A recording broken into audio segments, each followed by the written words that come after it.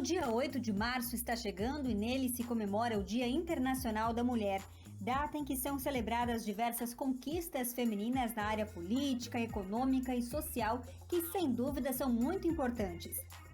O Revista Novo Tempo aproveitou a oportunidade e selecionou uma história que demonstra o verdadeiro empoderamento feminino, a oração.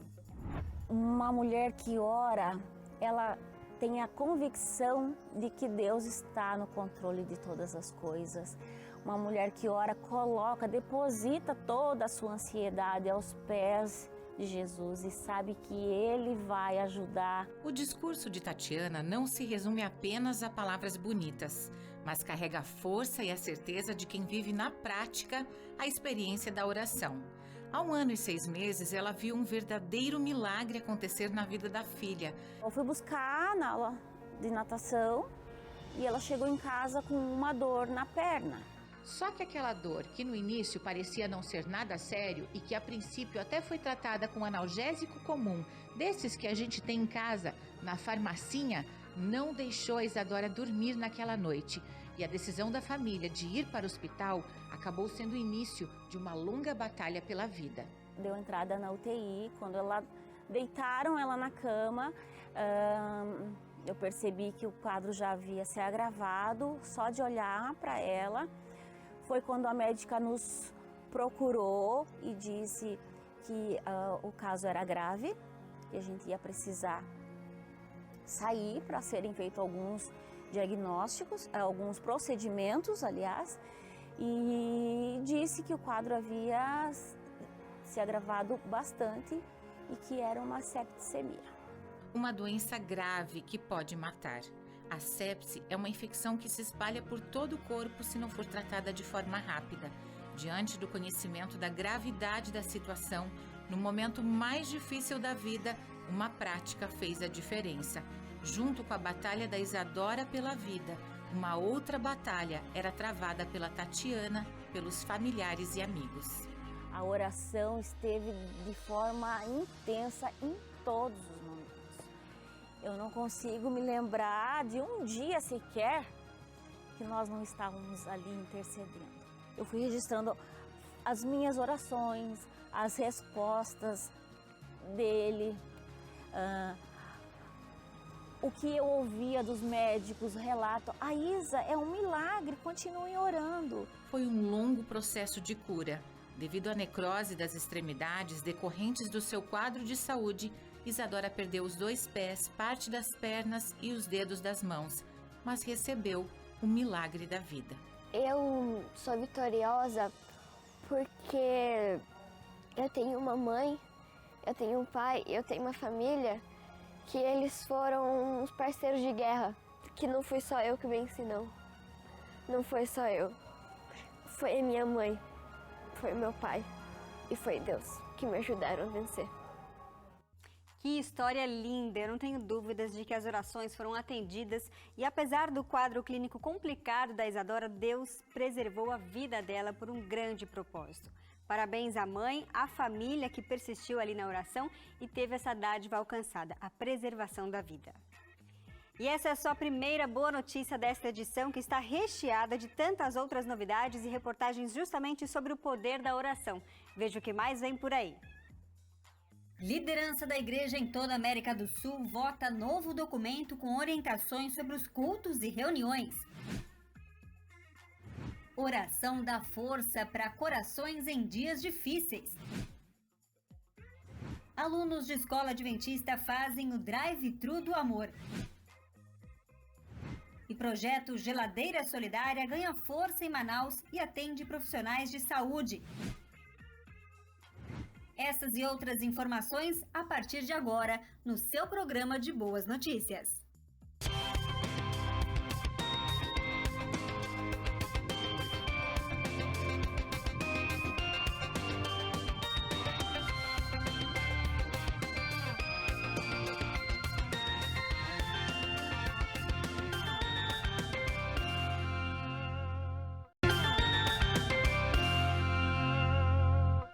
Em muitas regiões do país, os novos decretos de lockdown estão flexíveis quanto ao funcionamento de templos religiosos, o que, claro, não exclui a necessidade de se manter os cuidados sanitários nesses ambientes.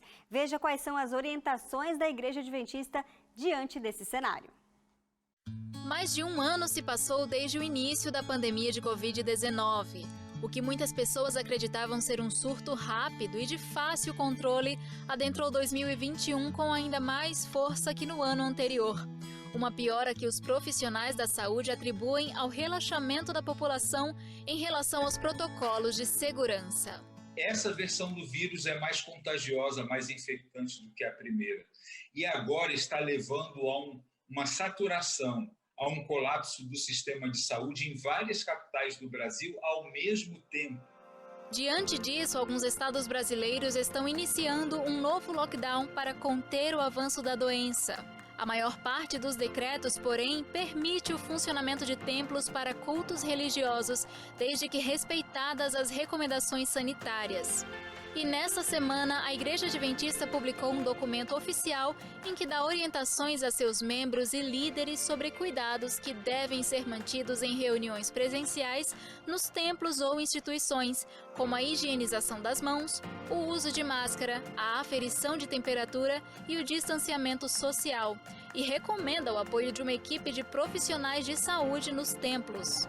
O documento também sugere a utilização de tecnologias para encontros virtuais e que pessoas que fazem parte de grupos de risco, que apresentam sintomas da Covid-19 ou que tiveram contato com algum infectado, participem apenas desses encontros online. É importante que as reuniões presenciais ou virtuais elas sejam avaliadas pelos líderes locais, fazendo uma análise bem cuidadosa dos riscos, do cenário e o impacto social. As diretrizes que nós colocamos no documento, elas servem de parâmetros para as nossas ações, porque as reuniões nunca podem entrar em conflito com decretos e nem com as condições sanitárias locais, porque o nosso maior interesse é sempre a proteção das pessoas. E com esse documento, a Igreja reforça o compromisso em diminuir o alcance da pandemia com responsabilidade e apoio às autoridades locais.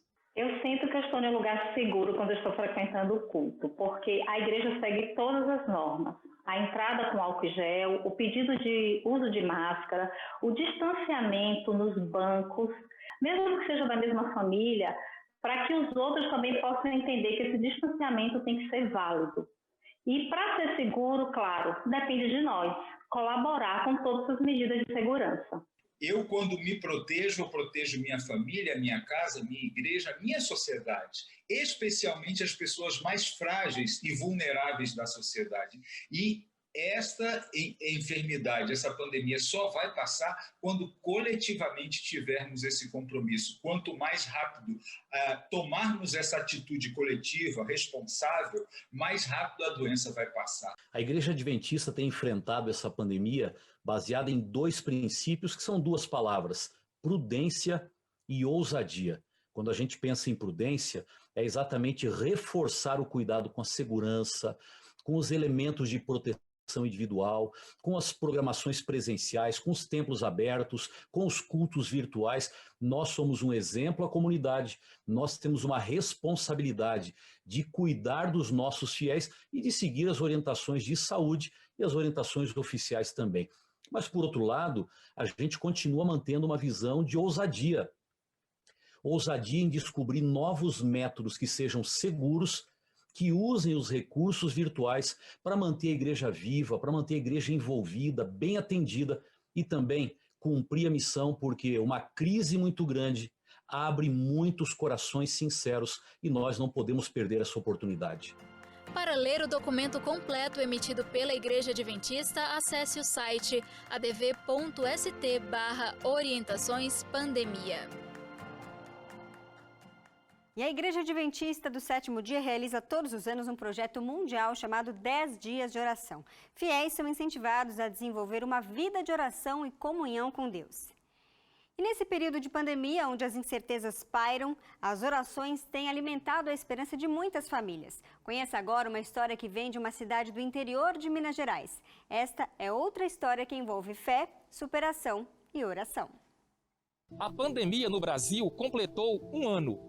Até aqui foram várias as notícias ruins. Muitas pessoas contraíram a Covid, outras morreram.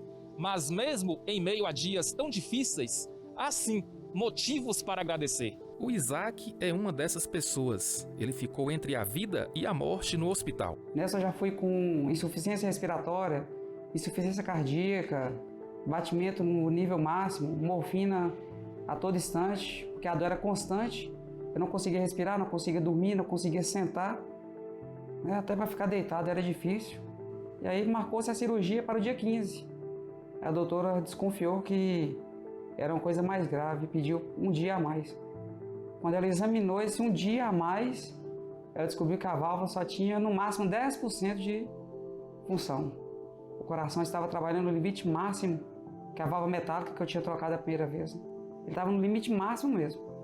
O coração estava ali por um fio dele. Sofreu um infarto, né? E a vida se extinguiu por ali. Sua expectativa era voltar logo para casa, mas os dias que se seguiram foram de luta dentro do hospital. Pós-cirurgia eu dei a convulsão, né? Tava com febre, medicado e com febre e convulsão. E aí os médicos depois me falaram, né? Eu não conseguia mexer, movimentar meu lado esquerdo. E aí que eu fui passar a saber que eu tive um derrame. Tava com os pulmões todos comprometidos, com sangue e com líquido. Eu dei um derrame na pleura, do lado direito. Então, assim, tudo isso, aí mais o coração que ele inchou, ele estava muito grande, mais um coágulo que estava dentro do ventrículo esquerdo, né, que foi o que me segurou mais tempo ainda lá no hospital. E ainda eu continuo com ele, né, o tempo agora que vai, tempo e Deus, né, que vai retirar ele daqui. Diante do quadro grave, Isaac pensou em desistir, mas as palavras do seu pai foram de fé e esperança de dias melhores. Foi uma luta muito ferrenha, mas eu lembrei das palavras do meu pai. Sempre que estiver em perigo, solicita o nome de Jesus. Fala, em nome de Jesus, aparta de mim todo mal. E eu lá, entre alucinação, o que é real, o que não é real, né, que eu não sabia onde eu estava.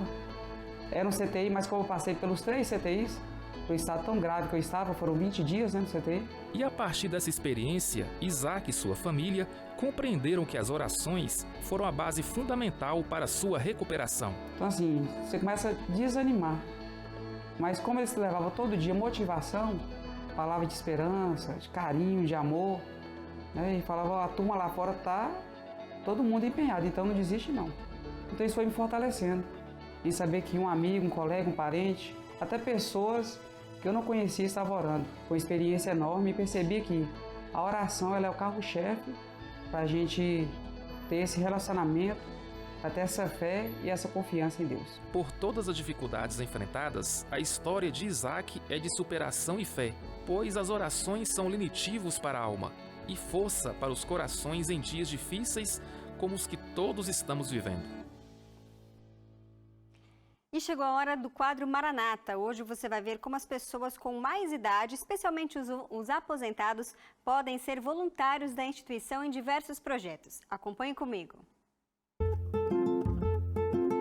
Depois de uma longa temporada de primavera, se isolando em casa devido à pandemia da Covid-19, no verão os norte-americanos estavam ansiosos para voltar à vida. Enquanto muitos queriam fazer cortes de cabelo, ir a praias e restaurantes, os voluntários da Maranata estavam ansiosos para servir. Devido às restrições internacionais de viagens, a melhor opção para uma missão era fazer algo local. Todos os anos, a Maranata organizava cerca de 60 projetos por ano, mobilizando mais de 2.200 voluntários a cada ano em países ao redor do globo. E quase metade desses projetos ocorrem nos Estados Unidos ou no Canadá. Chamados de Projetos América do Norte, essas missões são diferentes das internacionais, já que não precisam de uma taxa de inscrição. Excluindo o transporte, comida e acomodação, são providenciadas em troca do trabalho voluntário. Este acordo permite que as pessoas, especialmente as que são aposentadas, participem dos vários projetos a cada ano. Suzy Fox está entre os voluntários habituais da América do Norte. Eu me aposentei cedo e então eu decidi que precisava fazer algo para me manter ocupada. E eu fiz umas sozinha mesmo. E quando meu marido se aposentou, ele precisava muito de algo para mantê-lo ocupado. Então nós nos envolvemos com a Maranata em 2010. E depois disso, nós participamos de cerca de 3 a 6 projetos por ano desde então. 2020 não foi diferente. Suzy e o marido Fred planejaram servir em muitos projetos da Maranata na América do Norte e em outros países, até que chegou a Covid. Estava tudo agendado, estávamos ansiosos para retomar o projeto em Paradise porque estivemos lá no outono. E nós ficamos muito decepcionados quando a Maranata cancelou o projeto ou praticamente acabou adiando. E então, nós ficamos na esperança de não adiarem o da Milo. Milo é especial para nós, tanto para o meu marido quanto para mim, porque nós estudamos aqui e nos formamos há muito tempo. E tem sido, bem, bastante especial. A Milo está dentro dos nossos corações. Nós sempre tentamos vir e ajudá-los. E neste ano nós tínhamos cerca de 8 ou 9 alunos que foram da nossa geração e que estudaram aqui na Milo. E nós ficamos pensando, se não tivéssemos estudado na Milo, quem sabe onde estaríamos hoje? Será que ainda estaríamos na igreja? Então nós achamos que a educação cristã é bastante importante. Ao mesmo tempo em que o projeto é extraordinário pela sua conexão pessoal com o lugar, Suzy Fox diz que cada projeto da Maranata é único, pela maneira como cria laços e um sentido de propósito. Nós fazemos esses projetos porque, com o passar do tempo, nós acabamos criando uma família. Muitas dessas pessoas estão sempre nesses projetos e é como eles fossem como a nossa segunda família. Nós mantém ocupados. Nós gostamos de fazer trabalhos manuais e ter essa sensação de estarmos fazendo algo para Deus e para a comunidade. Isso é algo que podemos fazer. Eu não sou uma evangelista ou, eu não sou exatamente uma especialista da Bíblia, mas isso é algo que realmente sentimos e é uma necessidade que nós gostamos de fazer. Essas missões na América do Norte fazem parte da vida do missionário e construtor aposentado Leroy. E como participante ativo, ele se mantém ocupado com os projetos. Mas Leroy diz que não se trata só do trabalho e das atividades. Se trata também das pessoas. Quando eu viajo, eu conheço pessoas e converso com elas. E eu vejo muitas pessoas que vêm para Maranata despedaçadas. Tem famílias despedaçadas. Tem relacionamentos despedaçados. E tem um monte de histórias que você ouve por aí que, quando eles chegam aqui, eles são acolhidos. Ninguém julga ninguém pelo que foram no passado, ou pelo que fizeram, ou pelo que eles passaram. As pessoas simplesmente amam você e dizem, ei, você também faz parte da família Maranata. Os protocolos da Covid para este projeto tornaram as coisas especialmente difíceis para Leroy, já que para ele era difícil não abraçar os velhos e novos amigos e participar do distanciamento social. Mas mesmo com essas limitações novas, a comunidade ainda está sendo construída. Michelle está no seu segundo projeto da Maranata e o primeiro junto com a família. Como médica, ela tinha certo receio quanto ao projeto, mas se sentiu segura com os protocolos adotados e o isolamento do local da Milo. Ela também achou que o projeto seria uma boa maneira de iniciar seus filhos no voluntariado. Eu tenho 2 filhos de 12 anos e tenho um filho de 15 anos que eles não podem ir para a escola agora, infelizmente. Então, meu filho de 15 anos está no 2º ano do colégio e ele está entusiasmado. Ele pôde aprender com alguns dos nossos construtores e os aposentados, os comerciantes, e ele está muito animado agora por ser capaz de fazer algo de útil. E o mais novo também está super empolgado em poder ser útil. É claro, eles são jovens e cheios de energia, então eles sempre contribuem com algo nos projetos. Como médica, Michelle fez bastante pesquisas antes de trazer sua família para o Oregon. No fim, a decisão dela foi motivada pela importância da comunidade. Nós passamos muito tempo juntos e o tempo é algo que é um dos bens mais preciosos que nós temos. O dinheiro não importa, o título do emprego não importa. E algumas conquistas pelas quais trabalhamos tão duro, elas não importam, gente. Mas o tempo em grupo e o tempo em que se pode estar junto como uma família, isso é realmente precioso. E também poder se reunir com outros membros da comunidade, mesmo que em espírito, mantendo a distância, ficando em segurança e protegendo uns aos outros enquanto trabalhamos juntos. Eu li um artigo que dizia que não nos distanciamos socialmente, e sim fisicamente. Os tempos são incertos e tem muito em jogo agora. Mas se você pensar bem e analisar um pouco a história, essa não é a primeira vez. E o que estamos construindo com a Maranata vai passar pela Covid. E também vai perdurar no tempo. Então eu acho que o que a gente pode concluir aqui é que o melhor que a gente tem a fazer é escutar com atenção os nossos líderes. E nos unirmos como uma comunidade para fazer um bom trabalho. E o que eu quero que meus filhos tenham aprendido com essa viagem é que nós temos que nos unir como uma comunidade e que cabe a nós fazer esse trabalho. Essa coletividade é o que inspira os mesmos voluntários a participar de variadas missões. Então você acha possível que a gente comece por aqui? Ah, sim, podemos começar por aqui. Qual seria a outra opção? Todas as missões da Maranata focam na construção de uma coletividade. Mas não só para as pessoas que estão sendo servidas, mas para quem está servindo. As amizades que nascem com essa experiência é o que torna os projetos tão especiais. E enquanto algumas são formadas durante projetos internacionais, aquelas que nascem durante viagens das missões na América do Norte são sem dúvida mais fortes. E já que essas missões não têm custo, os voluntários podem participar de múltiplas experiências todos os anos, o que significa encontrar muitas vezes os mesmos rostos nos projetos. O sentido de família contribui para amizades mais profundas e duradouras. E essa coletividade especial é a razão de Wesley Wilson adorar a Maranata. O Wes é relativamente novo como voluntário, mas está descobrindo uma dedicação inesperada a esse estilo de vida. Bom, eu ouvia falar da Maranata, talvez lá pelas décadas de 80 e 90, e eu pensei, nossa, eu gostaria de fazer isso, mas eu não podia, tinha que sustentar uma família. Algumas décadas depois, Wes estava aposentado e viúvo. Bom, eu costumava assistir ao canal 3ABN com frequência. E qual o nome dela? Hilary Macias. Isso. E ela estava no ar e estava divulgando a Maranata, dizendo, você deve participar, essas coisas. E foi como o senhor me dissesse, é melhor você ir mesmo.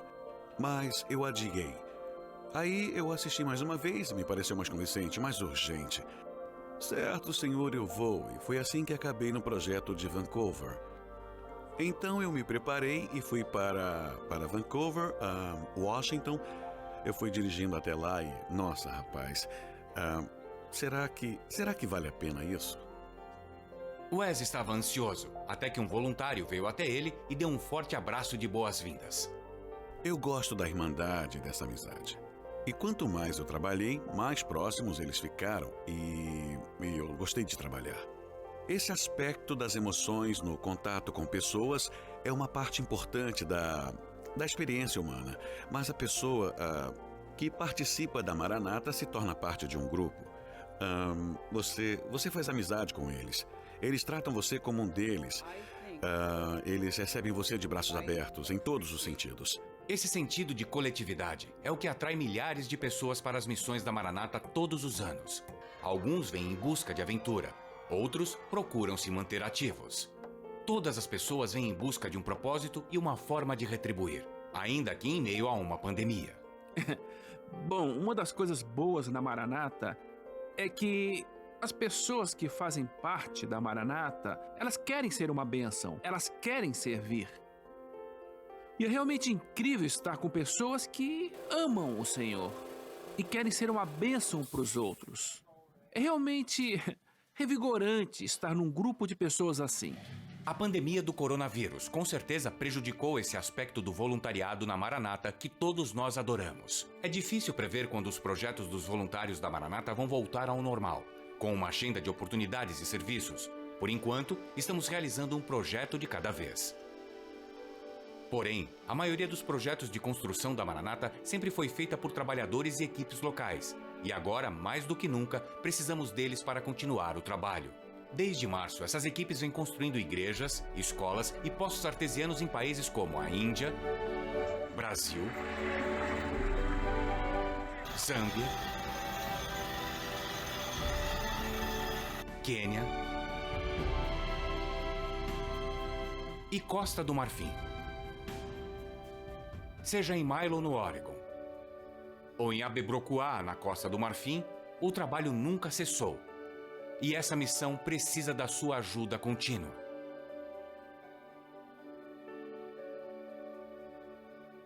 Afinal, nós podemos apreciar a alegria que vem do voluntariado. Mas o objetivo final da Maranata é construir pessoas, comunidades e pregar o Evangelho por todo o mundo. E chegou a hora da sua participação aqui no Revista Novo Tempo. A gente quer saber qual boa notícia você tem para partilhar conosco. É só mandar para o nosso WhatsApp 0 operadora 12 98135 2908. Pode ser em texto, vídeo, se puder anexa também fotos que a gente gosta de mostrar aqui. Vamos ver quem participa? Terezinha, oi Gabi, a minha boa notícia é que virei vegetariana este ano e estou muito feliz. Já melhorei muito a minha qualidade de vida, graças a Deus. Beijos, que bom Terezinha, fico feliz por você. Maiara Lemos, de Vila Velha, no Espírito Santo, quero agradecer a Deus por tudo, principalmente pela recuperação da minha família, porque estamos todos com Covid, meu esposo, minhas filhas e eu, mas Deus esteve todo momento conosco. Amém, que bom Maiara, fico feliz aí que vocês se recuperem logo, viu? Vamos para um rápido intervalo, mas daqui a pouquinho você vai ver mais reportagens sobre o projeto dos 10 dias de oração e como foi a ação executada em diferentes frentes aí ao longo do Brasil. Eu volto em instantes.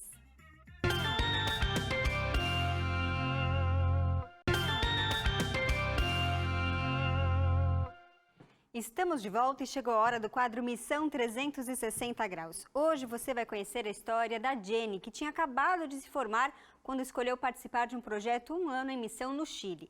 Entre se adaptar à cultura e aprender a língua, ela compartilha nessa entrevista a sua experiência missionária.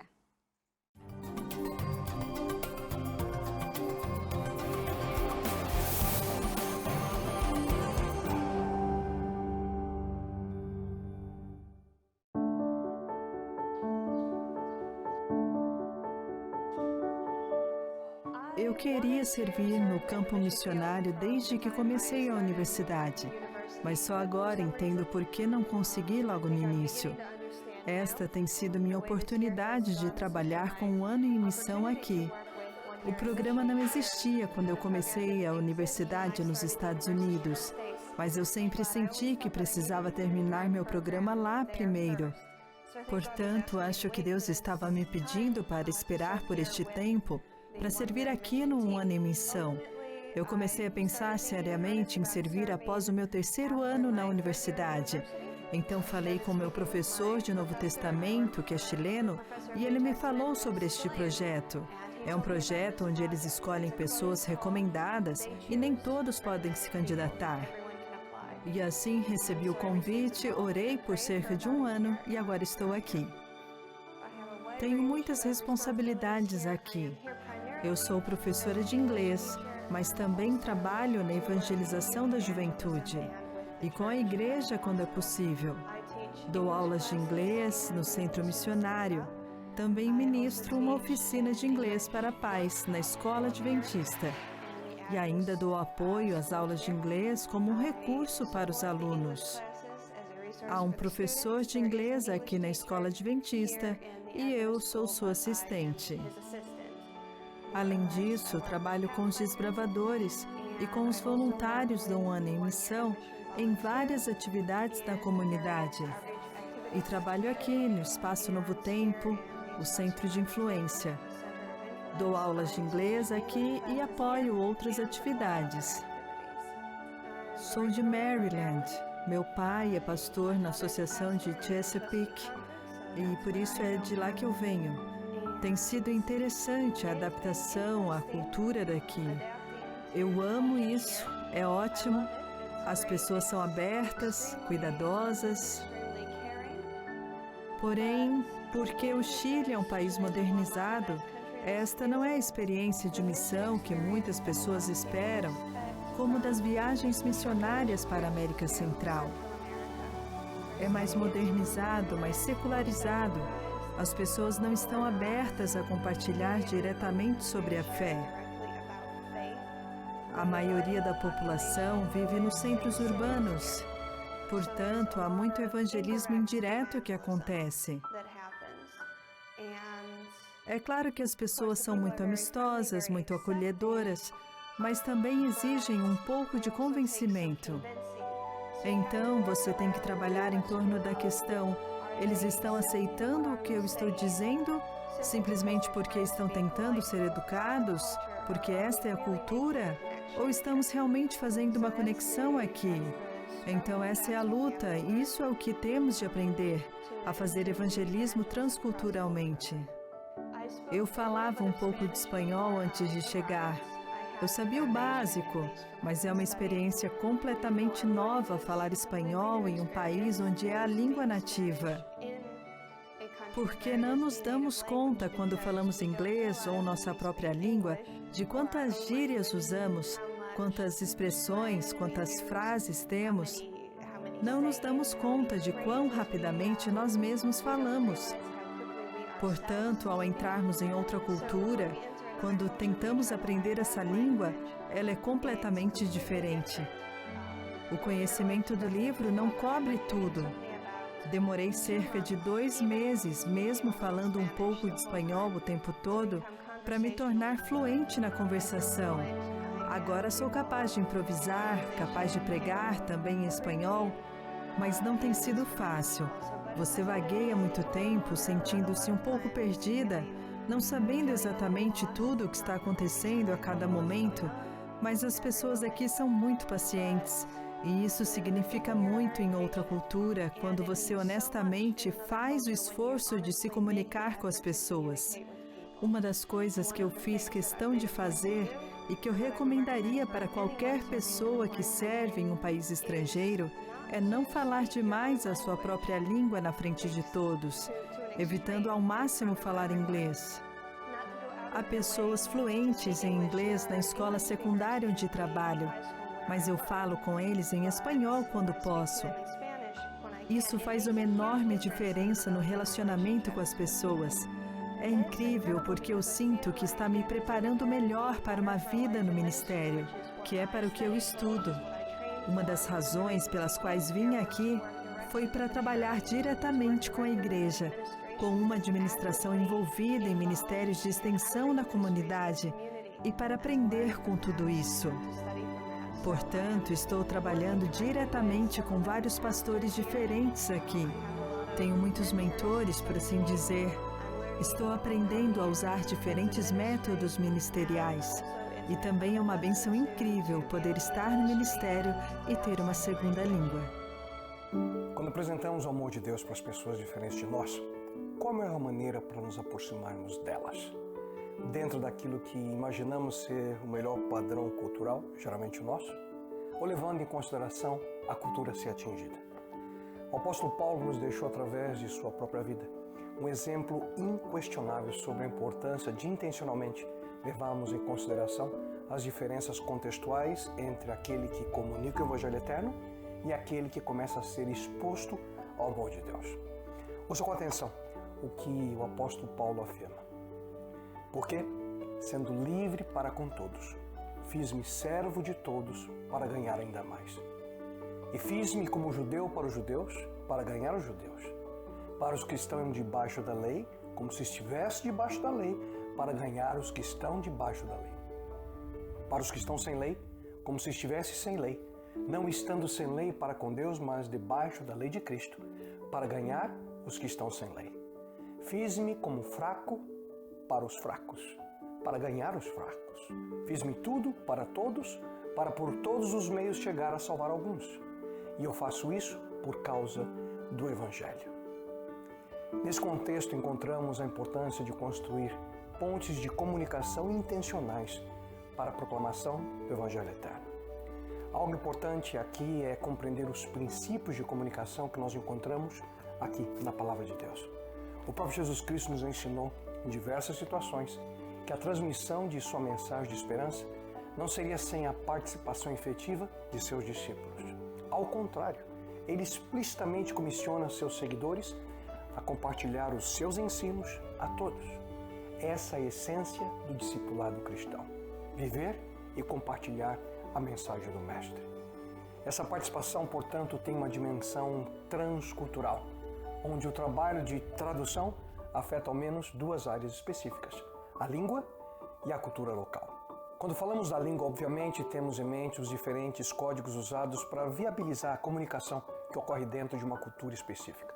Por exemplo, qual seria a premissa básica para compartilhar o Evangelho com uma pessoa que mora na China? É óbvio que o conhecimento básico de mandarim seria eventualmente necessário. Além disso, há aspectos ainda mais profundos quando levamos em consideração a cultura local. Quando, por exemplo, é apresentado a um esquimó que o sangue de Jesus nos torna branco como a neve, ele rapidamente vai perguntar que tipo de branco, já que para sua cultura, que convive com a neve e gelo por milênios, existem 13 tipos de brancos diferentes. Você percebe? Não dá devida atenção a um contexto cultural específico, como esse que eu acabo de mencionar, pode causar uma proclamação superficial ou, quem sabe, até mesmo incompleta da palavra de Deus. Entre os muitos exemplos bíblicos da importância da contextualização, o maior e o mais profundo exemplo nós encontramos na vida e ensino do próprio Jesus Cristo. A palavra de Deus afirma que o Verbo se fez carne e habitou entre nós.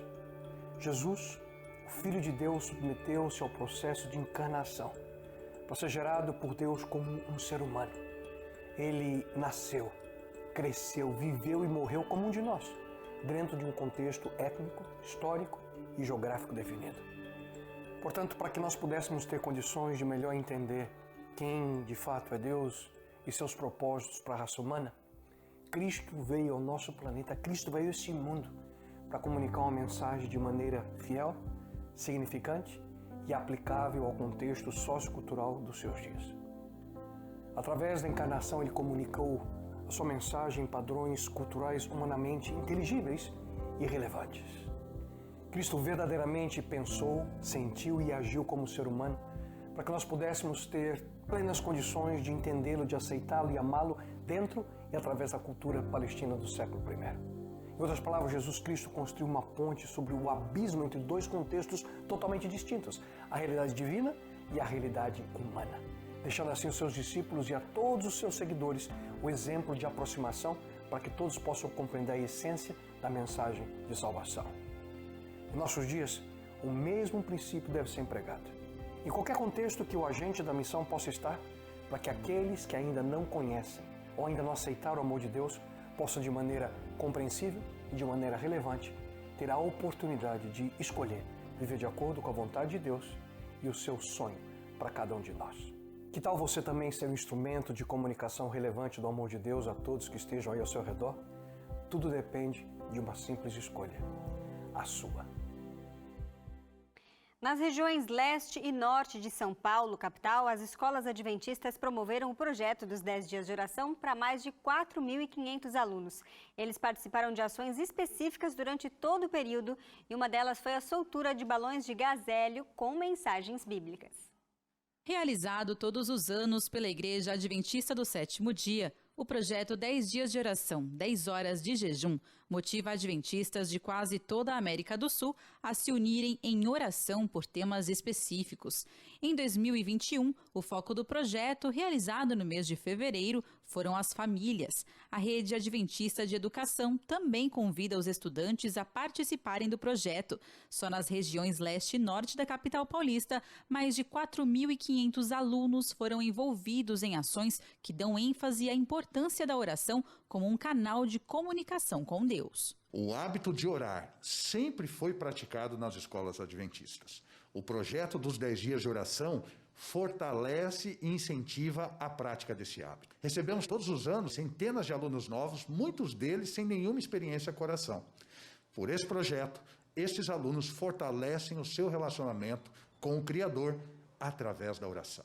As unidades escolares montaram tendas de oração, um espaço usado pelos estudantes para orar, meditar, fazer pedidos de oração em prol da família e compreender um pouco mais sobre a Bíblia. Além das tendas, as escolas também produziram vídeos diários com reflexões bíblicas e enviaram aos pais. As mensagens foram baseadas na revista Famílias Fiéis até o Fim, criada exclusivamente para o projeto deste ano. Nós estamos tendo um retorno positivo dos pais. Quando a gente atrasa algum vídeo, né? Então eles mandam alguma mensagem, o vídeo não vai sair hoje e tal. E além disso, quando a gente vai levar as crianças ali na tenda de oração, é interessante que muitas crianças, elas perguntam assim, como é que eu posso orar, pastor? Me dá uma dica aí, qual é a sequência, como é que eu faço para orar? Eu não sei orar. Então é bem legal porque eles estão aprendendo na prática a ter comunhão com Deus. Um pequeno grupo de alunos do Colégio de São Miguel Paulista, aqui na zona leste de São Paulo, veio até a Praça Cruzeiro do Sul soltar balões de gás hélio com mensagens bíblicas dentro. A intenção desta ação é mostrar para essas crianças, de forma lúdica, que as orações sempre alcançam a Deus. Dentro desses balões a gente tem pequenas mensagens de reflexão sobre o poder da oração e o quanto isso nos conecta com Deus. E para o estudante Davi, todas as ações do colégio foram importantes, mas a soltura dos balões foi algo diferente. Foi boa para levar mais pessoas para a igreja, para a escola e para salvar mais pessoas, né? Para as pessoas conhecerem mais de Deus. E ainda falando sobre o projeto 10 Dias de Oração, com o Drive-Thru do Amor, as crianças se envolveram fortemente nas ações, doando alimentos para ajudar os que necessitam. O projeto 10 Dias de Oração acontece todos os anos, e dessa vez com uma forte motivação para as ações em benefício de outras pessoas. Além do envolvimento da igreja e da família como um todo, o destaque é para o envolvimento das crianças na ajuda ao próximo. O Enzo sabe da importância dessa bela atitude. Porque assim, nós sabemos que tem muitas pessoas com fome, necessitadas, aí nós temos que ajudá-las, né? Aproveitando a oportunidade de ensinar as crianças sobre o amor, a Educação Adventista realizou o Drive-Thru da Oração. Os alunos chegavam com os pais, que eram recepcionados pelos colaboradores com muito carinho e, claro, orações. Um movimento que começou em família, dentro de casa. Em casa nós oramos pelas famílias que necessitam, pelos nossos amigos e pelos nossos colegas, pelos nossos familiares também. E os pais, eles ficam muito agradecidos. E eles tiveram momentos assim de reflexão durante a programação. Muitos pais mandaram mensagem agradecendo pela oportunidade de participar desses 10 dias e outros relatando bênçãos que eles receberam também durante essa semana. Então, assim, para nós da Educação Adventista foi maravilhoso. Como um dos desafios durante esses 10 dias de oração, cada criança foi incentivada a doar 1 quilo de alimento. Cada uma delas ganhou um tapetinho da oração, o que deu nome ao projeto Troque Quilinhos por um Tapetinho. Para a líder das crianças e adolescentes no sul de Rondônia, é uma forma de incentivá-las a partilhar aquilo que tem com o próximo. É uma maneira da gente também já ensinar as crianças a partilhar. É como a oração, a gente não só pede, a gente agradece também. Então, além de participar, doando 1 quilo de alimento, parece pouco, mas o ensinamento que essas crianças estão tendo no contexto do mundo que a gente vive hoje é fundamental. Elas estão aprendendo a se doar. A missão de doar e ajudar é algo para ser aprendido e praticado durante toda a vida. Uma lição para pais e filhos. Mesmo as crianças hoje só querem ganhar presente, tudo para elas. Então isso é muito importante, porque nós pais temos a oportunidade de participar juntos, né? E ver eles que não é tudo para nós. Um pouquinho de cada um vai somar muito com Deus. Eu acho muito bom porque a gente ajuda as pessoas que necessitam de alimento e que também incentiva as crianças. Eu vejo muitas pessoas na rua que passam fome. E também eu já vi muitas crianças pedindo dinheiro no semáforo, então eu gosto de ajudar. E em Manaus, o Drive-Thru de Oração levou esperança para quem passou por um dos postos de vacinação contra a Covid-19. Como parte das ações dos 10 dias de oração na região norte e centro-oeste do Amazonas, de 18 a 27 de fevereiro, aconteceu o Drive-Thru de Oração no Balneário Sesc, na capital amazonense. Traz uma paz muito gostosa antes de você começar a trabalhar, você louvar, você agradecer. Quando vocês vêm com oração, com alimentos, com álcool, né, é um carinho, é o cuidar de quem cuida. O posto de vacinação contra a Covid-19 também se tornou um posto de oração por quem passou pelo local para ser vacinado. Aqui no Sesc foram mais de 2.000 literaturas entregues além da oração. E não só aqui no Sesc, mas em todos os lugares e hospitais nós estamos ali orando com tenda de oração, com a geladeira solidária, com entrega de sopas, cestas básicas. E isso, na verdade, é a missão que nós temos que ter para toda a vida. Os profissionais de saúde também receberam literaturas e um lanche. Isso aqui é o mínimo que a gente pode fazer pelas pessoas que estão passando por essa situação difícil. Em toda a região central do Amazonas, a igreja se envolveu em ações de amor ao próximo. Mais de 10 locais receberam o Drive-Thru de Oração, cerca de 1.800 lanches distribuídos através da Geladeira Solidária e 15 locais de distribuição de sopa em hospitais. 10 dias de oração foram muito importantes para a nossa igreja em nossa região. Oramos e fizemos atos de amor para o próximo. Você já se imaginou deixando seus afazeres, trabalho, família, largando tudo durante um ano e partindo para se dedicar exclusivamente ao serviço voluntário? É isso que propõe o projeto Um Ano em Missão. A iniciativa envolve jovens de 8 países da América do Sul que escolheram se dedicar durante um ano para servir o próximo no sul do Brasil. Esse sul do Brasil, o Centro de Formador de Missionários, fica no Instituto Adventista Paranaense, o IAP. E no final de fevereiro aconteceu um grande evento de capacitação desses futuros missionários. Vamos ver como foi. Motivados pelo senso de missão deixado por Cristo, dezenas de jovens se reuniram para encarar uma semana cheia de palestras, treinamentos e muita atividade lúdica. Para começar, coragem. Não apenas para deixar tudo para trás, mas também para encarar a agulha. Check-up ok, liberação para a missão. Participar de um projeto como Ano em Missão é uma experiência super enriquecedora. Você tem vantagens ao você conhecer outras pessoas, você também se doa para outras pessoas, você enxerga a necessidade de outras pessoas, é um caminho de mão dupla, a missão tem esse papel. E foram exatamente esses motivos que trouxeram Ricardo até aqui.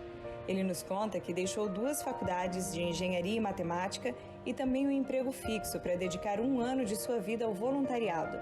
Segundo Ricardo, tomar essa decisão foi tranquilo, pois ele enxerga essa experiência como uma grande oportunidade. Tive a oportunidade de fazer a inscrição no Ano em Missão, fui chamado, eu senti que era o chamado de Deus e deixei tudo, foi bem tranquilo. É uma grande oportunidade que eu estou tendo de viver do Evangelho, ajudar pessoas, dedicar minha vida em prol das outras pessoas, deixar de pensar nas minhas coisas, viver para mim, viver para a faculdade, meu emprego, para pensar mais nas outras pessoas e na mensagem do Evangelho mesmo, levar a mensagem de Cristo para as outras pessoas. A motivação de Ricardo é bem parecida com a que move outros jovens. O que me motivou a ter essa experiência foi uma experiência mais próxima com Deus, mais viva, e que também eu posso ser a última chance de alguém a ser salvo hoje. É poder ajudar outras pessoas. Da mesma forma que um dia eu precisei de ajuda de outra pessoa, eu quero poder ser essa peça intermediária nas mãos de Jesus para poder ajudar outra pessoa também. Isso é que mais me motiva, salvar as pessoas, levar amor e esperança. E quem quer missão precisa de instrução. Por isso que o IAP recebe todos os anos centenas de jovens de todo o Brasil e da América Latina. É o talento e o trabalho dessa galera sendo transformado em ministério. E depois de uma semana intensa de treinamento e capacitação, chega então o momento mais esperado, a cerimônia de envio. Depois de uma semana de aulas, hoje nós tivemos um culto de consagração, um culto de envio. É exatamente um culto em que eles recebem uma bênção especial para agora entrarem no campo missionário. Eles precisam entender que apesar deles saberem o que fazer, eles só vão ter resultado se eles estiverem ao lado de Deus. Uma lição que parece ter ficado bem clara por aqui.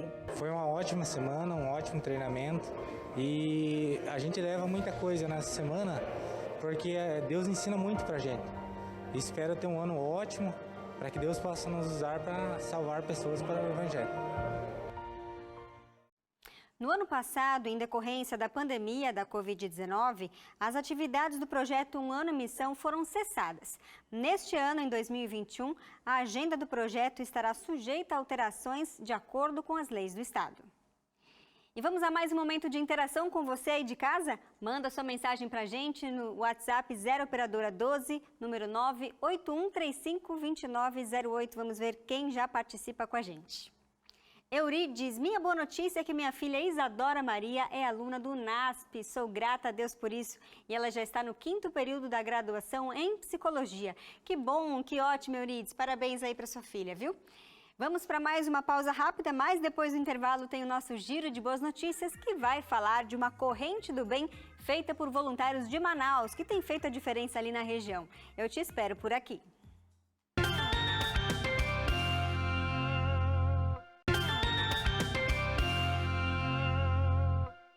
Já estamos de volta e vamos à nossa conexão semanal com o pastor Williams Costa Júnior, da ANN.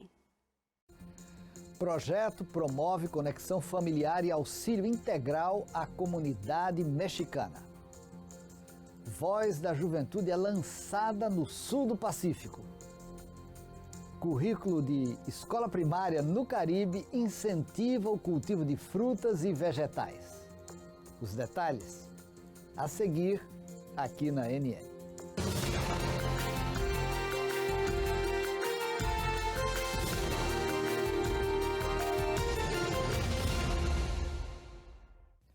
Padrinos, padrinhos em português. Este é o nome de um projeto dos adventistas da Igreja de Vértice em Monterrey, no Nordeste mexicano. A ideia surgiu do desejo de se conectar e auxiliar a comunidade em suas necessidades, especialmente no contexto da pandemia. Além de atividades espirituais, de consolo e esperança, houve a distribuição de cestas básicas e auxílio a 80 famílias, graças a contribuições e doações dos fiéis e seus amigos. O projeto Padrinos foi dividido em 4 fases. Elas incluem material escolar para 60 meninos e meninas da comunidade, conexão com os moradores para conhecer as suas reais necessidades, realização de reuniões familiares para estabelecer laços emocionais. Além disso, o projeto busca melhorar a saúde da população por meio de bons hábitos. A próxima fase de Padrinos vai ter justamente a saúde como foco e ainda o ensino de valores às crianças e atividades recreativas. O Ministério de Jovens da Igreja Adventista na região sul do Pacífico Asiático lançou o programa Voz da Juventude Ligada 2021. O objetivo é envolver os jovens na Comissão de Cristo em parceria à iniciativa I Will Go, Eu Irei, da Associação Geral dos Adventistas. A Voz da Juventude tem como missão capacitar 1000 equipes de 12 jovens que, no poder do Espírito Santo, façam 7 novos discípulos que permaneçam fiéis a Deus. Para alcançar a visão, missão e meta da iniciativa, a liderança da igreja no sul do Pacífico Asiático tem uma rede de oração. Estes intercessores oraram fervorosamente para o êxito do esforço durante a convenção de oração, o dia de jejum e oração e os 10 dias de oração. Para o êxito do trabalho jovem no ano, foram estabelecidas as seguintes estratégias: formação e lançamento da Voz da Juventude em janeiro e fevereiro, certificação de março a junho, trabalho de julho a dezembro e celebração durante a convenção de oração de 5 a 11 de dezembro de 2021. O presidente da Universidade Adventista das Filipinas, Francisco Gayoba, desafiou os jovens e os diretores a seguirem o método de Jesus de atrair, satisfazer necessidades e então convidar as pessoas a seguirem a Deus. Alunos da Escola Adventista de Santo Eustáquio, nas Pequenas Antilhas, no Mar do Caribe, aprendem a plantar e cultivar sementes. Isso graças a um novo enfoque agrícola incluído no currículo da instituição. Laverne Duggins, diretor da escola primária, diz que é fundamental ensinar a geração mais jovem a produzir alimentos, pois é uma prática vital para a ilha de domínio holandês. Desde o começo do ano letivo, cada um dos 85 alunos, a começar pelos menores, plantaram e colheram frutas e vegetais, incluindo melancias, batata doce e vagem. Quando a escola mudou para o ensino online devido à pandemia, os alunos receberam sementes para plantar em casa e foram instruídos a documentar suas observações em um diário. Os estudantes postaram fotos das sementes germinando e crescendo e ficaram entusiasmados com os seus produtos. Os 4 objetivos do programa são: gosto pela agricultura, incentivo ao início de um plantio em casa e ao cultivo daquilo que gostam de comer e conhecimento dos valores nutricionais dos alimentos que colhem. Para um dos representantes pelo plano, as lições aprendidas certamente vão impactar os estudantes agora e no futuro. E nesta semana é comemorado o Dia Internacional de Oração da Mulher. Para a data, o presidente mundial dos Adventistas, pastor Ted Wilson, e a esposa Nancy prepararam uma mensagem muito especial sobre o sagrado ato de abrir o coração a Deus como a um amigo. Para assistir, basta entrar no YouTube e digitar Canal Mundial da Igreja Adventista do Sétimo Dia. Vou repetir para você não esquecer. Canal Mundial da Igreja Adventista do Sétimo Dia. Você pode também ter acesso ao vídeo direcionando o seu celular para o código QR que aparece aqui na tela. Inscreva-se no canal Mundial da Igreja Adventista do Sétimo Dia e assista aos vídeos do pastor Ted Wilson e compartilhe. Compartilhe com os seus amigos esse canal Mundial da Igreja Adventista do Sétimo Dia. Bem, estas foram as notícias. Se Deus quiser, nos encontramos na semana que vem. Um forte abraço e que Deus abençoe. Amém, pastor. E mais de 800 mil pessoas vivem no estado do Acre. Nos últimos dias ali, quase 200 mil famílias ficaram desalojadas devido às enchentes. Para ajudar as vítimas, a equipe da ADRA chegou com voluntários e mantimentos. Nós estamos na cidade de Sena Madureira, que fica no interior do estado do Acre. As chuvas provocaram um cenário de destruição e desespero. A tristeza e a angústia são visíveis nos rostos dos moradores. Tudo foi levado pela água. Uma cena difícil de esquecer. Só para quem viu mesmo. A gente com a água bem aqui, ó. A gente saindo de dentro de casa, carregando as coisas. É bem difícil, ó. Para quem nunca passou isso, não quero que a pessoa nunca passe, porque é difícil. E a gente sente muita tristeza, que não é só eu, várias famílias que estão passando do que eu estou passando, né? São mais de 10 cidades em estado de calamidade pública. Mais de 120 mil pessoas foram afetadas pelo desastre. O estado vive um dos momentos mais críticos. Além do cenário de destruição, as famílias precisam lidar com uma epidemia de dengue e o avanço do coronavírus. Pensando no sofrimento das famílias que perderam tudo, a ADRA reuniu cerca de 250 voluntários para socorrer as vítimas das enchentes. Estamos em um caos aqui no Acre e para aliviar esse sofrimento, a ADRA, em parceria com as igrejas adventistas locais, Defesa Civil e autoridades competentes, nós estamos fazendo um levantamento de dados e cadastramento de famílias que foram afetadas pela enchente.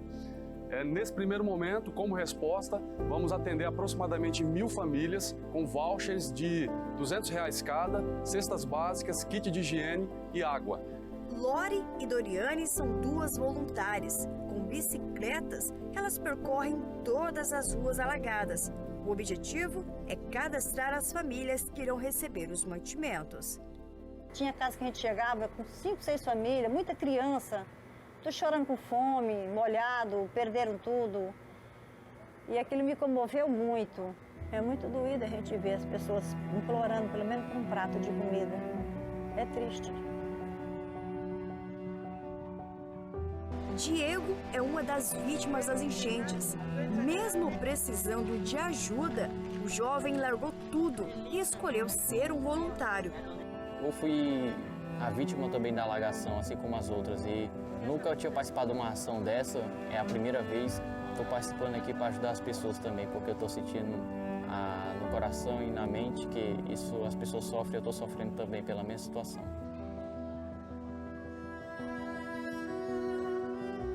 As doações não param de chegar. A estimativa é que mais de 10 mil pessoas possam ser atendidas. Além dos mantimentos, as famílias estão recebendo apoio emocional, um ato de solidariedade a quem tanto precisa. Fico muito agradecida, agradeço a Deus por ter mandado você aqui. E agradeço mesmo por tudo no meu coração, por tudo que é bom. Foi uma ajuda muito boa, muito boa mesmo. Agradeço muito por ter feito por nós.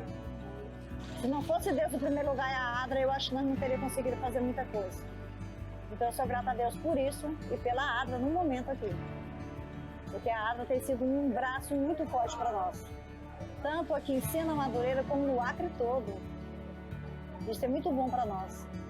Somos um exército, o exército da Adra, o exército de desbravadores, somos uma família adventista acima de tudo. Mas a Adra movimenta e faz a gente ser algo muito maior, esse exército da união. E dessa forma a gente consegue levar esperança para essas pessoas.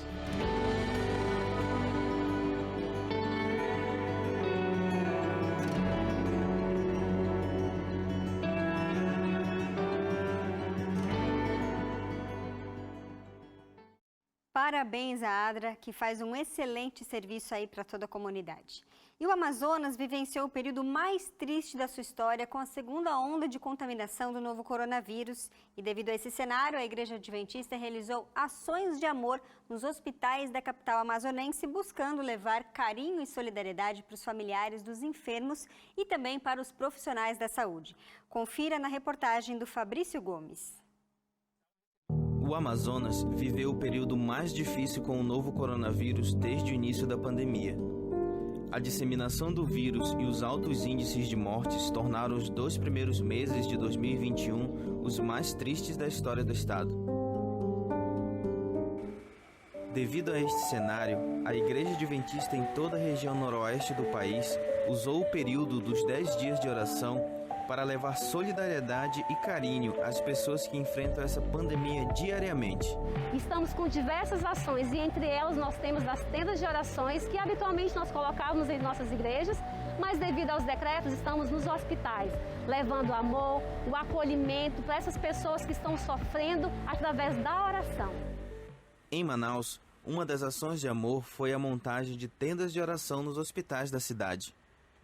Devidamente paramentados e respeitando todos os protocolos de segurança, voluntários das igrejas levaram música, palavras de carinho e conforto, lanches, além de muita oração para os familiares dos internados que aguardavam nos hospitais e profissionais de saúde.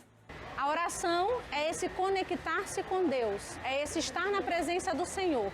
E nós viemos trazer isso, esse conforto, esse alento, não só através da oração, mas estendendo as mãos também.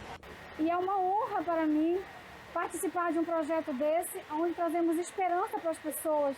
Isso é muito importante para todos, para trabalhadores, para os enfermos, para os familiares que também ficam aflitos e sentem a mesma dor. Outro destaque das ações de amor foi a geladeira solidária.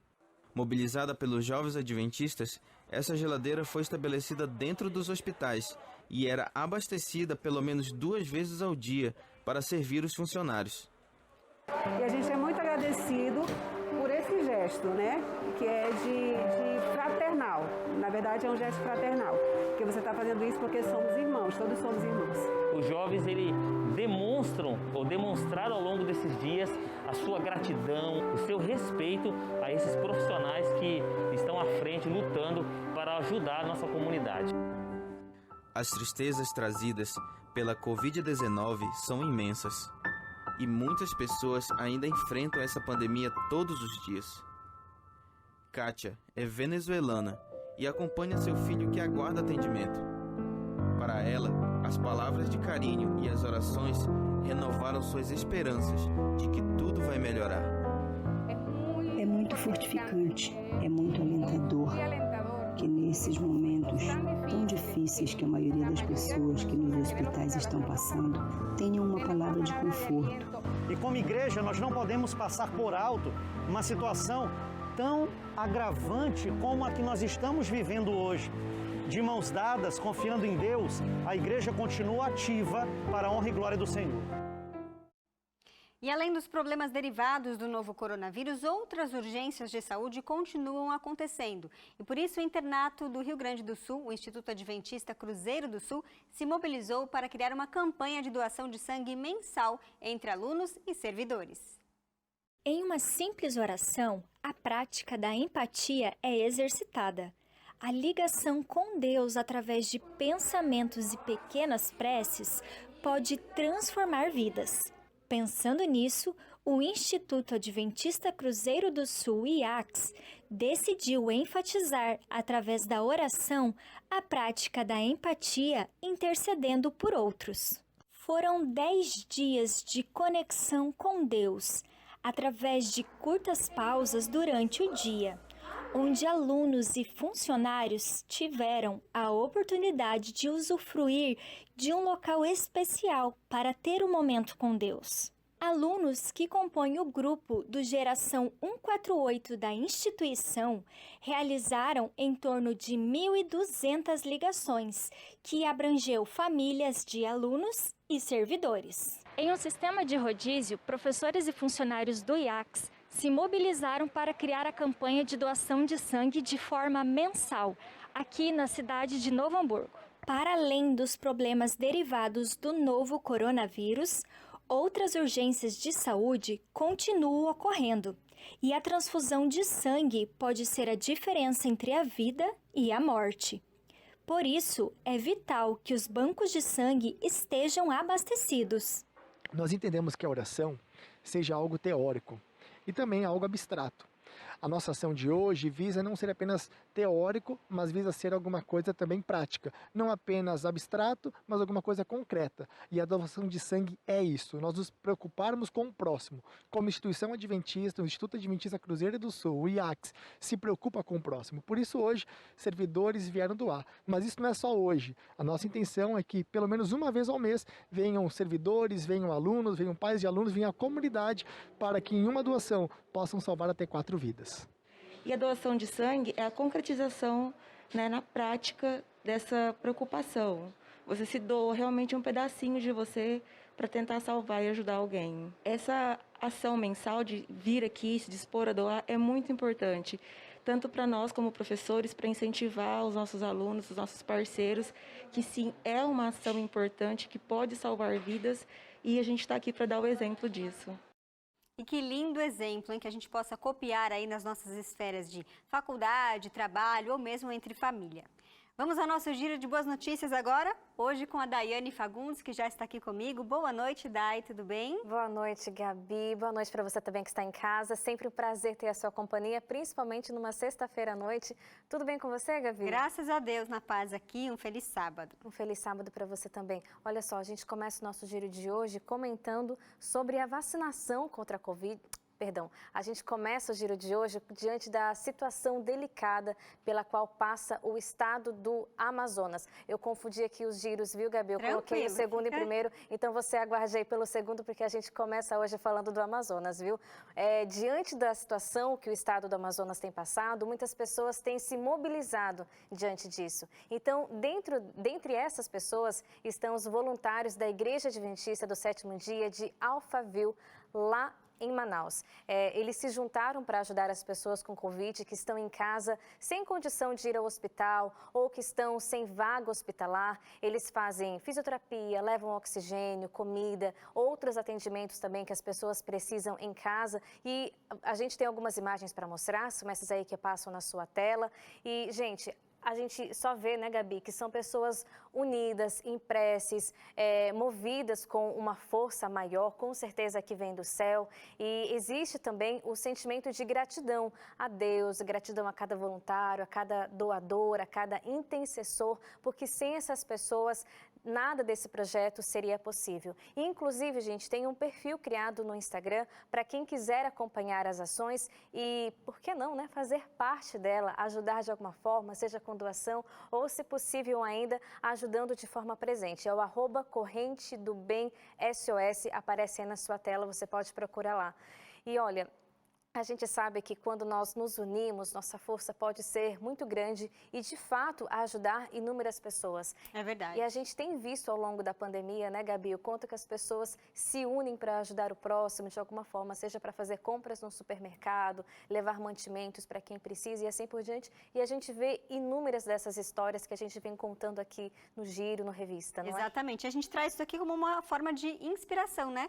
Se você não faz parte de uma corrente assim, pode procurar que em algum lugar perto de você tem alguma coisa nesse sentido. É verdade. E a gente segue o Giro agora sim com a notícia que eu estava ansiosa para dar, tanto que eu coloquei no início do Giro, ao invés do lugar certo, que é agora. É sobre a campanha de vacinação contra a Covid, que está em andamento em todo o Brasil, como a gente vem anunciado ao longo das semanas aqui no Revista. Mas agora eu quero trazer para vocês uma história, um gesto de cavalheirismo de um idoso que foi vacinado em São Paulo há alguns dias. Trata-se do senhor José Guiongo, de 83 anos, que levou rosas amarelas para presentear as profissionais de saúde que aplicassem a vacina dele.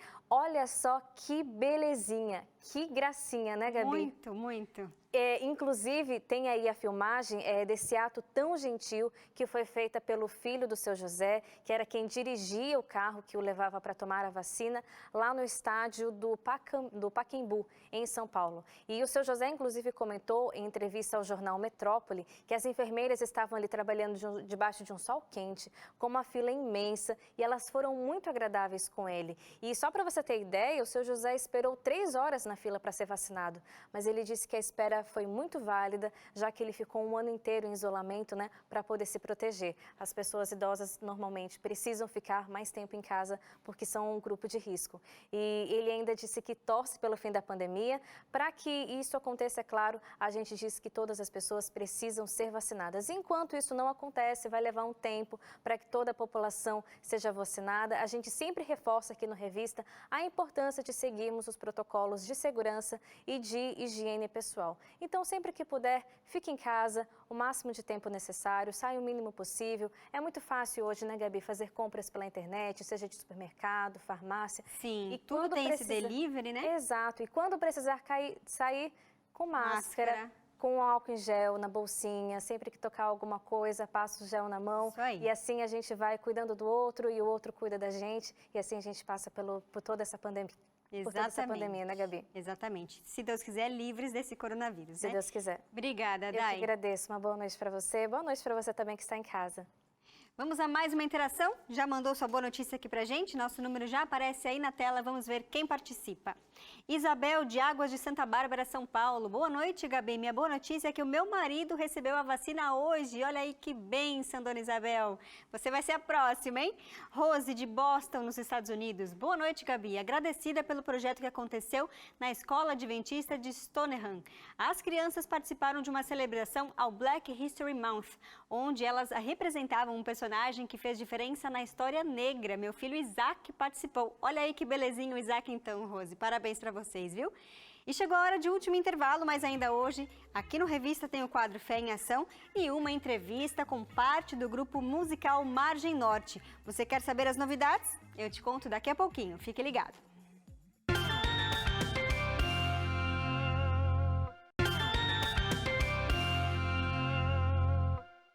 No Fé em Ação de hoje, nós queremos que você pare para refletir em histórias de amor e cuidado.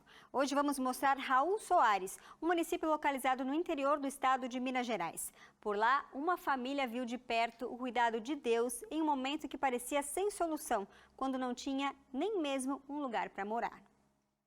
Chegou a hora do Fé em Ação. E agora é o momento de se emocionar e se inspirar com novas maneiras de fazer o bem. Então se ajeita no sofá, não sai daí que eu volto logo. Porque o Fé em Ação começa agora.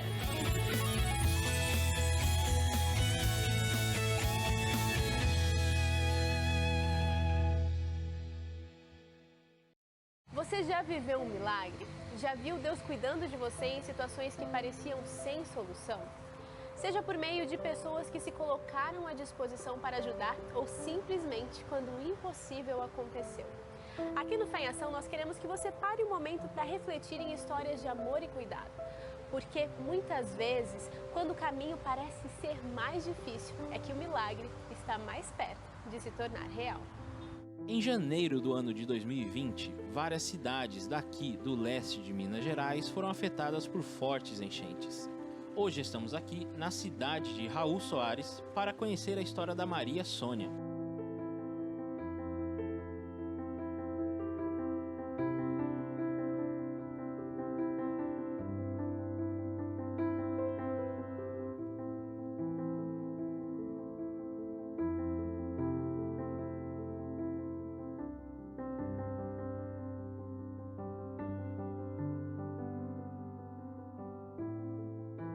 O rio fica no fundo, no quintal de casa. Uma meia hora assim que a gente tinha acordado, aí começou a subir, e foi subindo de uma vez, não deu tempo de tirar as coisas. E aí a água foi só enchendo. Foi até que encheu a casa até em cima praticamente, né? Foi quase praticamente no telhado. Olha, já havia um tempo que a gente estava com o nosso casamento marcado, minha esposa, a gente já estava se preparando para fazer assim, uma casinha simples, só em questão de não pagar aluguel mesmo. Até do lado da casa do meu pai. E aí, rapaz, já tinha um tempinho bom.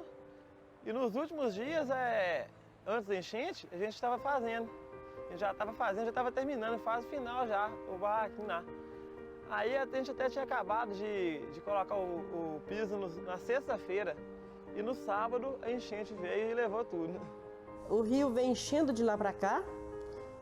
E aqui na rua também vem enchendo e veio tipo, apertando a gente, né?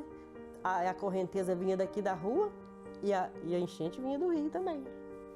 Então foi muito, muito complicado mesmo. Material do meu menino estava para casar, ele ia casar. Aí ele tinha gastado, sabe? As economias dele para comprar as coisas para casar. Aí não deu tempo da gente tirar. No outro dia eu olhei lá de cima, tava tudo indo embora. Tudo quebrado.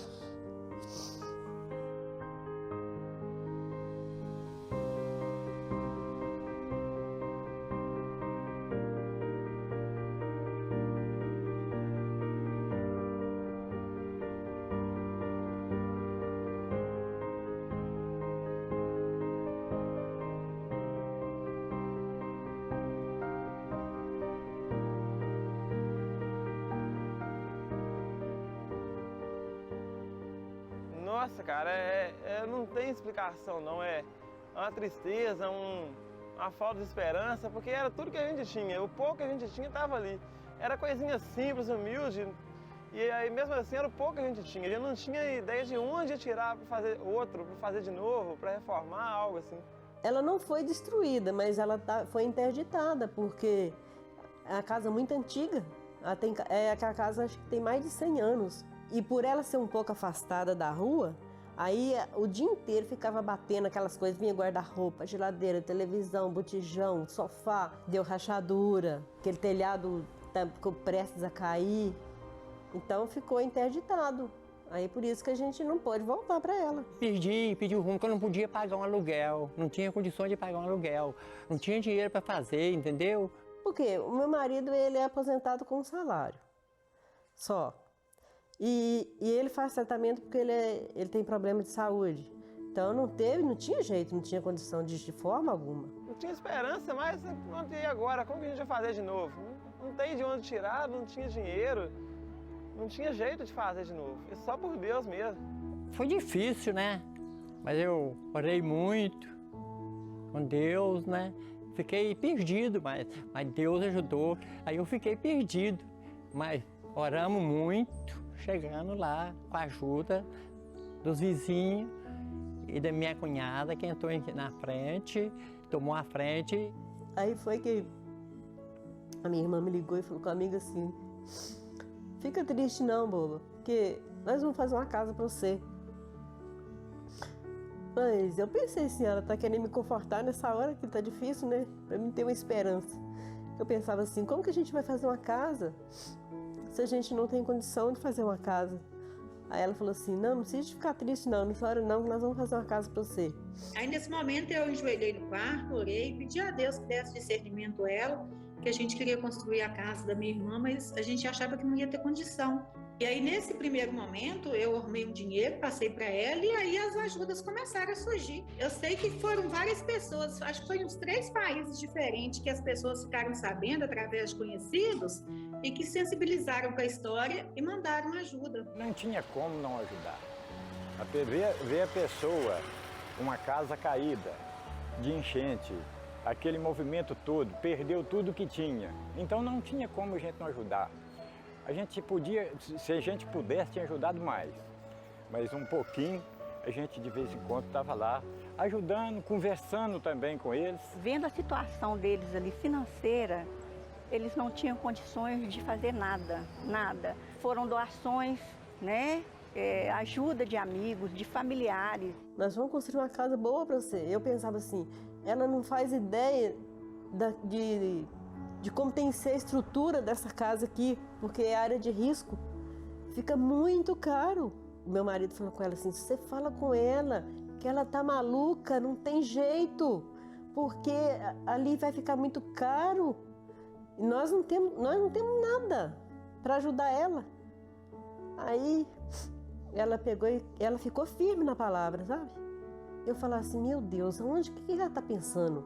Aí um dia ela falou comigo assim, olha, você fica tranquila, porque eu tenho certeza, Deus permitiu a gente fazer essa casa para você. E nós temos fé e essa casa vai ser construída pela fé. Toda vez que você ficar preocupado, você só pede a Deus, para Deus, que Deus vai te dar tudo que vocês precisam. Quando a gente achava que os recursos estavam acabando, ela ligava sempre para mim, passava mensagem desesperada, falando, só tem tanto de dinheiro. Eu falava com ela assim, não preocupa não. Enquanto a gente dorme, meu namorado sempre fala isso, enquanto a gente dorme, Deus cuida da gente. Eu falei, vamos dormir e Deus vai cuidar, na hora certa aparece. Eu tinha tanta fé assim que eu tinha a sensação que se eu levantasse a mão, eu alcançava o braço de Deus. Segurando, sabe? Eu sentia muita... Eu sabia que a situação estava muito difícil, que ia ser muito difícil, mas eu tinha o conforto de Deus. A olhos humanos, né, assim, digamos, a gente já não vê esperança mais. Assim, acabou tudo, agora acabou.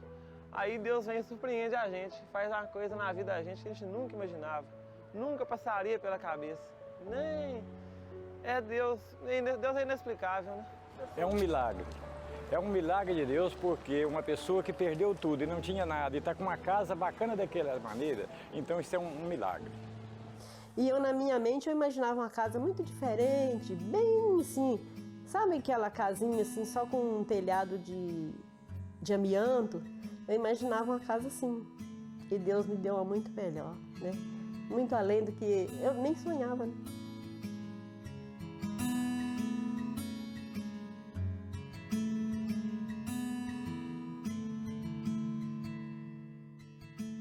Hoje eu moro de aluguel. Eu e minha esposa casamos, a nossa filha já até vai nascer agora, já tá tendo uns dias já. E a gente ainda não teve a condição de fazer nossa casa própria. Mas só de ver meus pais na casinha deles lá, que nossa, é uma felicidade enorme. Mesma coisa se fosse minha casa. É só felicidade. Foi um sonho, nem pensava nunca. Eu não podia construir nunca. No dia que ficou pronto, que a gente mudou para cá, eu convidei o pastor veio aqui, consagrou essa casa. Eu quero que essa casa seja uma casa como ela é uma casa de bênçãos. E a gente vai fazer um ponto de evangelismo aqui, né? Um outro pequeno grupo, uma série, nós sair para o evangelismo. Deus é inexplicável, porque de onde a gente não imagina nunca, uma coisa que a gente não vai imaginar nunca que vai ser possível, Deus faz acontecer. O que eu peço a Deus, que Deus abençoe não só a mim, mas principalmente as pessoas que me ajudaram. Peço a Deus uma bênção muito grande para minha irmã, para minha família, todo mundo que me ajudou, entendeu? Porque são anjos que Deus colocou na nossa vida para mudar tudo, tudo.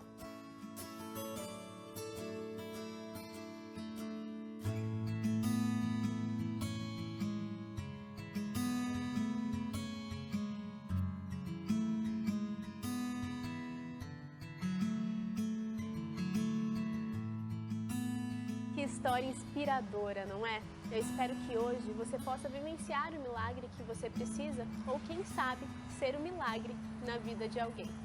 O Fé em Ação chegou ao fim, mas eu te encontro na semana que vem. Até lá! Realmente, Bárbara, nós podemos sempre ser resposta de Deus na vida de alguém. Que essa história emocionante tenha tocado seu coração também e o Fé volta na semana que vem. E a cada dia que passa, a gravadora Novo Tempo tem crescido e firmado muitas parcerias. O último contrato estabelecido foi com um grupo composto por 5 jovens estudantes da PUC do Paraná, que com certeza você já conhece, eles estiveram ontem também aqui no Caixa de Música na Novo Tempo. É o Margem Norte. E para trazer mais detalhes de como tudo isso começou, eu converso aqui com parte do grupo, né? O Lucas e a Vitória. Tudo bem? Sejam bem-vindos aqui ao Revista. Oi, tudo bom? Prazer estar aqui com vocês. Tudo ótimo, que honra, que alegria estar com vocês aqui. Lucas, conta pra gente como é que começou, né, a formação desse grupo. Bom, o Grupo Margem Norte é um projeto inicialmente familiar, de louvor. Começou com a minha família, mas essa família se expandiu e agora a nossa família aumentou bastante, né? E como todo ministério que cresce, os desafios também crescem. Mas à medida em que isso vai aumentando, a gente vê muito cuidado de Deus na nossa vida. E o resultado disso é esse single que a gente acabou de lançar pela gravadora Novo Tempo, Transbordar, disponível em todas as plataformas digitais. E essa música ela fala muito com a gente, com a nossa família que hoje se estende pelo Brasil inteiro também. E a Vitória, eu queria saber um pouco mais dela aqui, porque o batismo dela teve muito a ver com a formação também desse grupo, né? Com a entrada dela nesse grupo. Você se batizou no ano passado no Anjos em Ação, não foi, Vitória? Conta um pouco dessa experiência, como é que você conheceu a Igreja Adventista? Bom, o Anjos em Ação foi a porta de entrada para tudo o que aconteceu com o Margem Norte, tem acontecido, né? Para mim, a vida também é especial, porque foi um momento muito importante, o meu batismo. E esse momento, ele abriu portas para que outras pessoas pudessem nos conhecer também. E, além disso, também ser tocadas por essa missão do Anjos em Ação, né? O Anjos da Esperança, também se fazer um Anjo da Esperança. E eu creio que o que nós fizemos ali foi apenas um trechinho, só um pouquinho do que Deus tem feito através desse programa na vida das pessoas. E o Margem Norte teve a oportunidade, né, e o privilégio de participar disso. E, em especial, o meu batismo aconteceu. Então, a Igreja Adventista, ela foi e é muito importante. E eu conheci através do Margem Norte.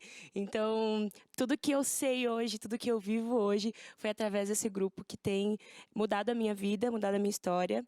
E nós cremos também que essa é a nossa missão para mudar a vida das pessoas através da nossa música. Tá certo. Hoje termina a Semana Especial de Doação do Anjo da Esperança, mas na verdade o mês de março será todo especial aí para o Anjos. E o Margem Norte, como tem certeza que sabe que é um projeto muito especial. A Vitória sabe disso, teve aí toda essa história com o Anjos também. Agora, Lucas, dentro de um ambiente universitário que vocês vivem, né? Como é que é esse desafio de pregar a palavra ali para os jovens que convivem com vocês? É um desafio, assim, nós estamos acostumados com isso. É muito interessante porque os nossos colegas da universidade, eles nos ouvem. E isso é muito gratificante, porque é uma forma de eles ouvirem essa mensagem. Talvez eles nunca teriam acesso a uma igreja, alguma instituição que eles pudessem estar ali ouvindo, mas através da nossa música, por serem nossos amigos, nossos colegas, eles ouvem, compartilham essa mensagem. Já recebi diversos stories do Instagram deles ouvindo, compartilhando, e isso é muito gratificante. Ou seja, né, esse testemunho pessoal que vocês dão aí para quem está do lado de vocês, né? Essa semana também teve o lançamento desse single, Transbordar, como o Lucas já comentou aqui anteriormente. Eu ouvi dizer que tem mais novidade por aí. Tem como dar pra gente aqui uma palhinha? Temos uma novidade. Temos muita novidade. Acabou de sair, inclusive, né? Então, quando acabar o Revista Novo Tempo, você pode correr para o YouTube da gravadora Novo Tempo, porque tem clipe da música Transbordar disponível. Então, ouça, compartilhe essa mensagem para que todos possamos transbordar do Espírito de Deus. O endereço já está aí na sua tela do YouTube da gravadora. Faça isso que o Lucas falou. E eu quero agradecer muito a presença de vocês aqui, Vitória, nessa caminhada, desse início de caminhada que você está. Que Deus te abençoe muito e que você possa continuar sendo usada também por Deus, assim como todos do Grupo Margem Norte, viu? Amém, muito obrigada, é um prazer estar aqui com vocês. E eu queria dizer para você que está aí, não esqueça de nos curtir lá nas plataformas de música, né, que você tem, nos aplicativos de música, nos siga lá também, Margem Norte, em todo lugar é Margem Norte. Na Deezer, no Spotify, que são os dois grandes aplicativos, nos sigam lá, acompanhem nossa música lá. Tá certo. Muito obrigada para vocês, um feliz sábado. E o programa de hoje chegou ao fim. Na segunda-feira a gente volta com outras boas notícias para você, mas hoje eu encerro o programa de uma forma diferente, com o clipe musical, então, Transbordar, do Margem Norte. Até mais. Tchau, tchau.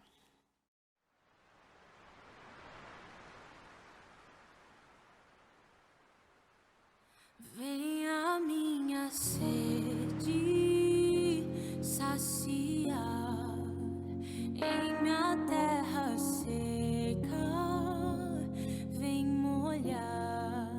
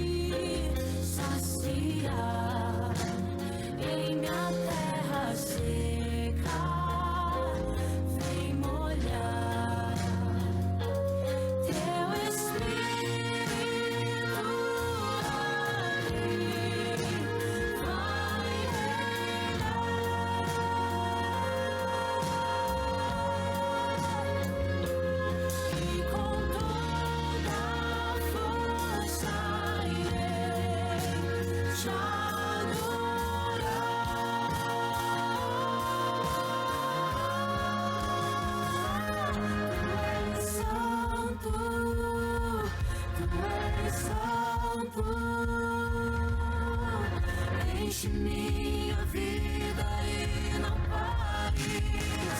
Água transbordante.